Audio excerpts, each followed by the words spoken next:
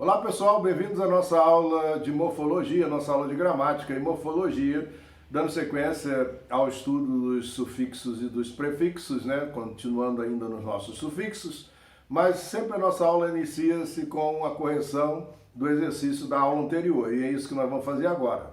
Nós vamos corrigir esse último exercício, onde nós estávamos falando do sufixo yan, né?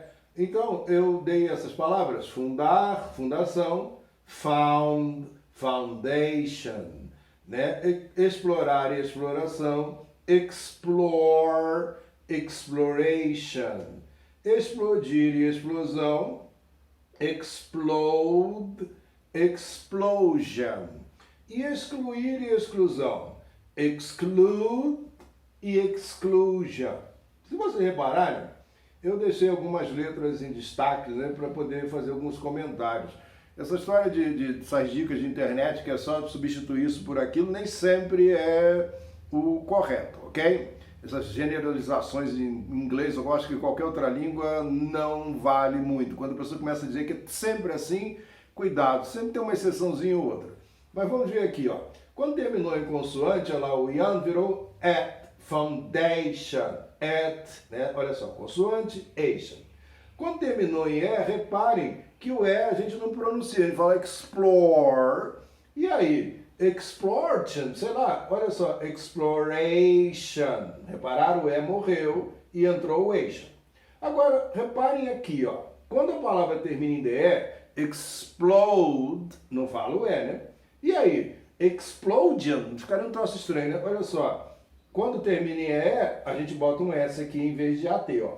Explosion, exclude, exclusion, ok? Então, cuidado ao acrescentar sufixos para não seguir um padrão único. A gente tem que observar sempre as letras no final para ver se tem qual adaptação que se deve fazer. Tem alguns padrões que seguem, então a gente vai instintivamente aprendendo com o passar do tempo e depois faz isso sem sequer decorar listas imensas de palavras, ok? De qualquer maneira, eu mandei para vocês uma lista de palavras que terminam com esse sufixo na última aula e vocês poderão observar esses padrões aí, beleza? É só acessar no site a lista das palavras que terminam em an, beleza?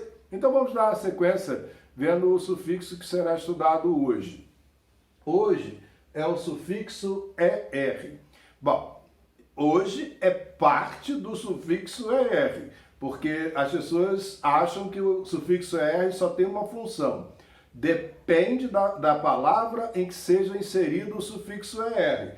No caso, a aula de hoje é verbo seguido do sufixo ER. Quando eu coloco um ER em um verbo, não é todo verbo que acontece isso, mas naqueles verbos onde se pode acrescentar um ER, ele transforma o verbo num substantivo que indica o agente daquela ação, quem pratica aquela ação. Bom, uma observação a fazer, aliás, duas observações a fazer. O fato de ser agente da ação não significa que seja uma pessoa. Às vezes um equipamento, uma máquina faz uma ação. Então, cuidado. Muita gente acha que ER ao colocar num verbo vira uma profissão. Não é isso. Vira um substantivo que indica o agente daquele tipo de ação. Agora, nós temos o ER às vezes colocado num adjetivo, né? Big, bigger, big, grande, bigger, maior. Reparem que nessa hipótese não está virando agente de ação nenhuma, até porque big, adjetivo, não é ação. Muito menos vai virar um agente ao colocar ER. Então nós geremos o ER com outras aplicações ainda na língua inglesa nas nossas aulas. Hoje é o ER acrescido a um verbo, beleza? Transformando esse verbo em agente daquela ação. E eu escolhi alguns exemplos aí que muitos já devem ter visto, já devem conhecer até, né? Então, olha só, drive, o verbo to drive é o verbo dirigir. Quando eu coloco ER, vira driver, motorista, aquele que dirige, aquele que pratica a ação. Aí tudo bem, é uma profissão, né? Beleza. Mas no computador, o driver do computador não é uma profissão, não. Você fala, tem um driver lá, né? Teach, que é ensinar, to teach, virou teacher.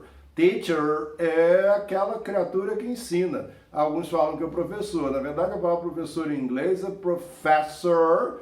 É escrito igualzinho se escreve professor em português. E professor é a forma como os adultos normalmente se dirigem ao professor. Ou usam o pronome de tratamento, sir, madam, não sei. Ou a pessoa trata o professor pelo nome, mas chamar de teacher é um jeito meio infantil de se dirigir a um professor. Então os adultos normalmente não se dirigem aos seus professores como teacher, a menos que tenha alguma intimidade mais com o professor. Normalmente usa-se a forma professor, master, ou um jeito mais formal de se dirigir ao professor, ok?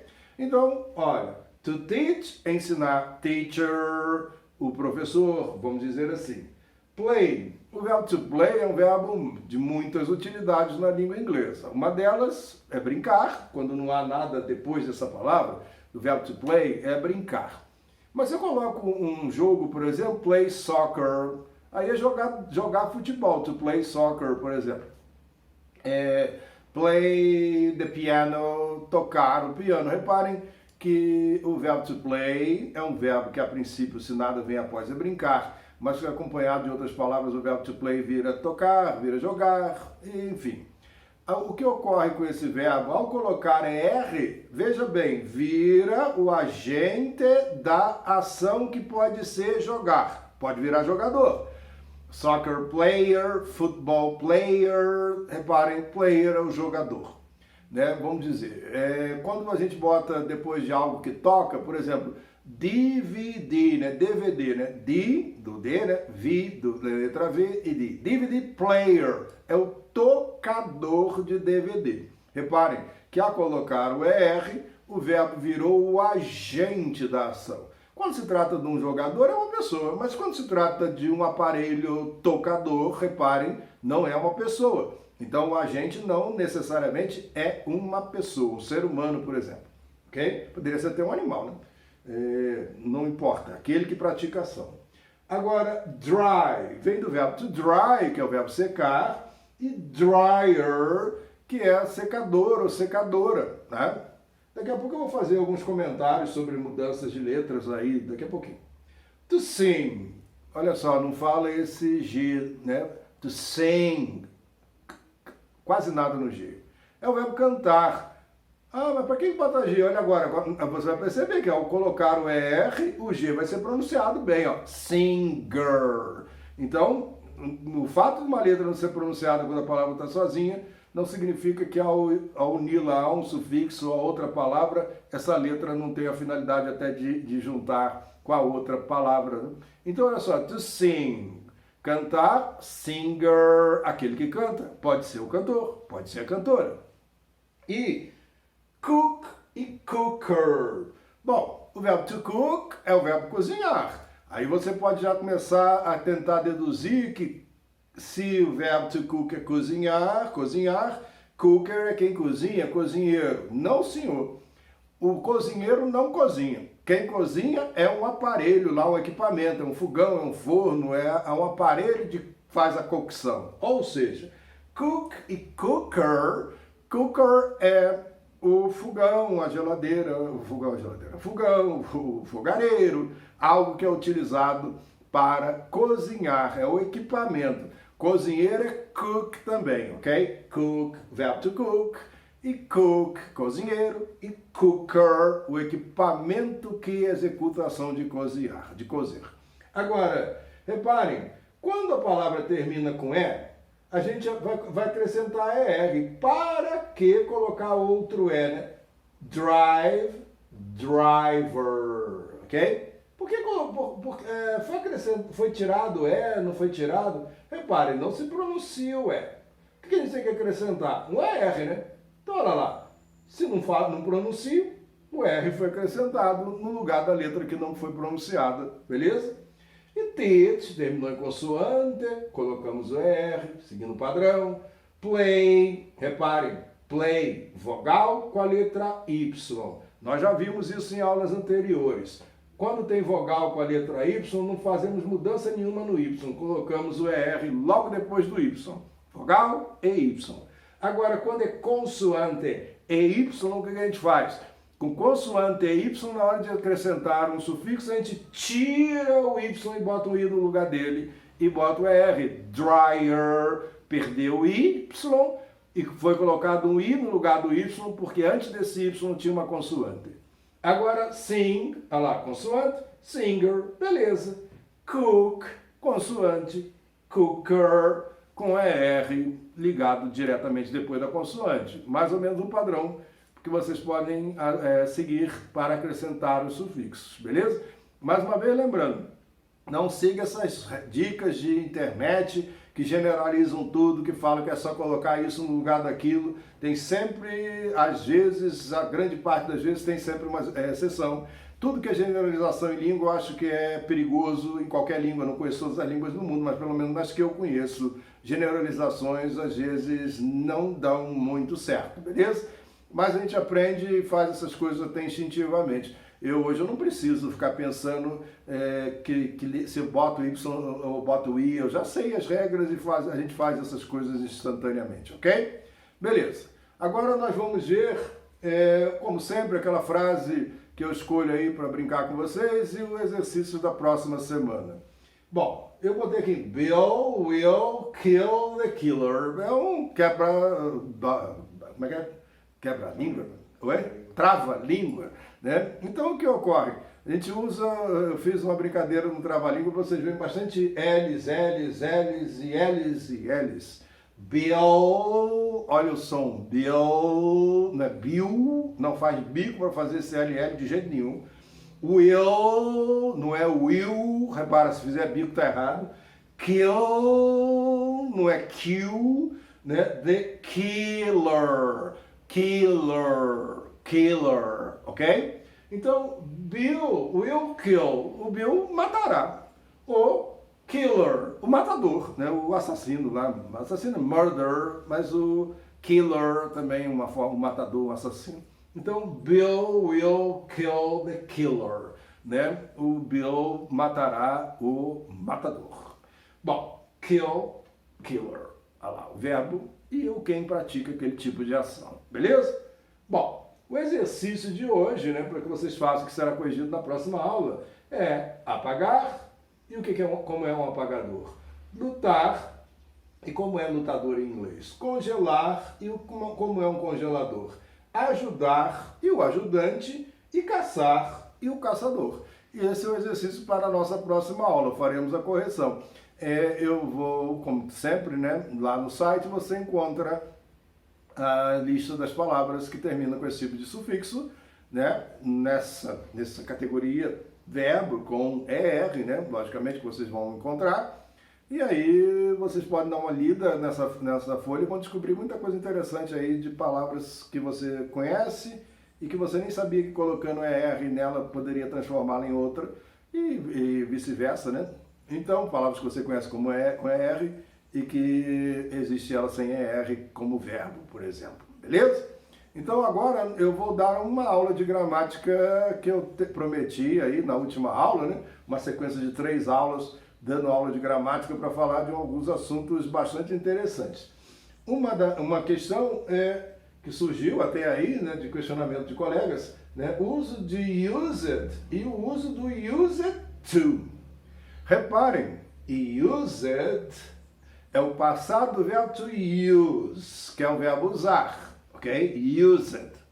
Então eu falo assim, I used, eu usei, eu usava a t-shirt, eu usava camiseta. Eu botei esse A aí, porque vocês sabem que antes do substantivo contável no singular, a gente não pode botar direto depois do verbo, a gente tem que colocar uma palavrinha antes, né? Então, I used a t-shirt, eu usava camiseta. Beleza? Used, o que veio depois desse used? Veio um substantivo, né? Camiseta. Agora, e aonde é que a gente usa used to? O used to, reparem, used, quando vem substantivo após, é verbo usar. I used a t-shirt. Agora, se eu colocar depois do used um verbo no infinitivo, por isso esse to aqui, ó, é o to desse verbo. Se eu colocar um to depois do used, obrigatoriamente vai ter que ser um verbo no infinitivo.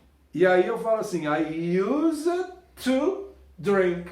Verbo no infinitivo, beber. Você acha que alguém vai falar eu usava beber? Vai falar eu costumava beber. Então, com verbo no infinitivo, used vira verbo costumar. Aí você vai falar para mim, o que tem a ver usar com costumar? Reparem, o que a gente tem costume de fazer é aquilo que a gente faz usualmente, que a gente usa o tempo todo, várias vezes, se torna um costume. Então, tem algo a ver sim, o usual e o que é costumeiro. O costumeiro é o usual. Ah, e por que o used? Não pode botar um verbo no presente, não pode botar um verbo no futuro, porque a gente fala assim, eu costumo beber, eu me acostumarei com a ideia. Reparem, no inglês, o verbo costumar é um verbo modal, ok? Ele é um verbo modal porque depois dele vem um verbo no infinitivo, e quando vem um verbo depois do infinitivo como complemento ao verbo, ele se torna um verbo modal. E esse verbo modal, ok? Esse verbo modal, que a gente sabe que é o verbo costumar, na língua inglesa, na lógica deles, não tem passado nem tem presente.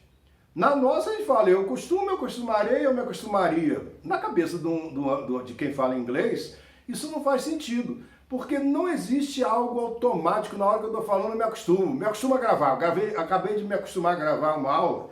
Não existe isso, costumo gravar é algo que aconteceu no passado. O costume é a repetição de uma ação continuadamente ao longo do tempo, ao ponto de se tornar natural e automática.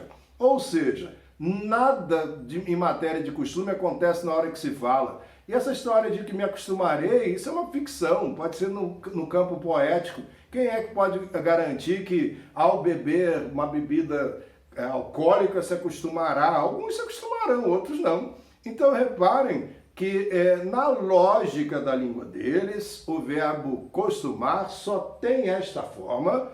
E o brasileiro, se quiser falar eu costumo beber, como é que faz? I use it to drink. Aí eu me acostumei a beber. I use it to drink. Eu me acostumarei a beber. Aí eu nem sei como é que você vai fazer isso, beleza? Então esquece, lembre-se, o costume é algo que acontece no passado. Por isso, e é algo usual. Por isso eles escolheram o verbo to use no passado para servir de papel de verbo costumar para um brasileiro. E para o brasileiro só tendo uma forma em inglês, a gente tem que se virar com ela, beleza? Então, pessoal, espero que vocês tenham gostado. Por gentileza, não deixem de fazer o exercício e nos vemos na nossa próxima aula.